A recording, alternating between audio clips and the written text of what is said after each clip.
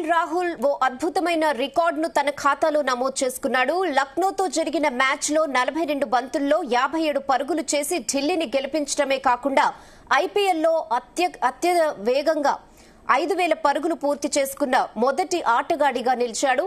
130 innings లో రాహుల్ ఈ ఘనత సాధించడం విశేషం. తర్వాతి స్థానంలో 135 ఇన్నింగ్స్లలో డేవిడ్ వార్నర్ ఉన్నాడు. విరాట్ కోహ్లీ 157, ఏబీ డివిలియర్స్ 161, శిఖర్ ధావన్ 168 మ్యాచ్ల్లో 5,000 పరుగుల మైలురాయిని సాధించారు. గత సీజన్ 2024లో లక్నో కెప్టెన్ గా కేఎల్ రాహుల్ వ్యవహరించాడు. రాహుల్ కెప్టెన్సీపై అంతగా సంతృప్తి చెందని లక్నో యాజమాన్యం ఏడాది జరిగిన ఐపీఎల్ వేలంలో 27 కోట్లు వెచ్చించి రిషబ్ పంత్ ను కొనుగోలు చేసుకుంది. దీంతో ఢిల్లీ క్యాపిటల్స్ 14 కోట్లు పెట్టి రాహుల్ ని దక్కించుకుంది. మొదటగా రాహుల్ ని ఢిల్లీ టీమ్ కి కెప్టెన్సీగా నియమిస్తామని ఆఫర్ ఇచ్చినా తిరస్కరించినట్లు వార్తలొచ్చాయి.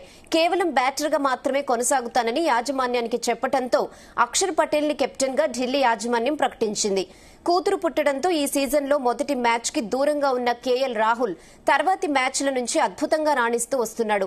ఈ సీజన్లో ఢిల్లీ క్యాపిటల్స్ వరుస విజయాల్లో రాహుల్ కీలక పాత్ర పోషిస్తున్నాడు. ఇప్పటి వరకు 8 మ్యాచెస్ ఆడిన ఢిల్లీ క్యాపిటల్స్ 6 మ్యాచ్ల్లో గెలిచి పాయింట్ల పట్టికలో 2వ స్థానంలో కొనసాగుతోంది. లక్నోతో జరిగిన మ్యాచ్లోనే రాహుల్ తన 5,000 పరుగుల మైలురాయిను సాధించడంతో సోషల్ మీడియాలో ప్రస్తుతం తీవ్ర చర్చ నడుస్తోంది. గత సీజన్లో లక్నో యజమాని రాహుల్ దూషించిన వీడియోలు సోషల్ మీడియాలో తెగ వైరల్ అయ్యాయి. దీంతో లక్నోపై రాహుల్ ఈ అద్భుతమైన రికార్డును సాధించడంతో అతని అభిమానులు హర్షం వ్యక్తం చేస్తున్నారు.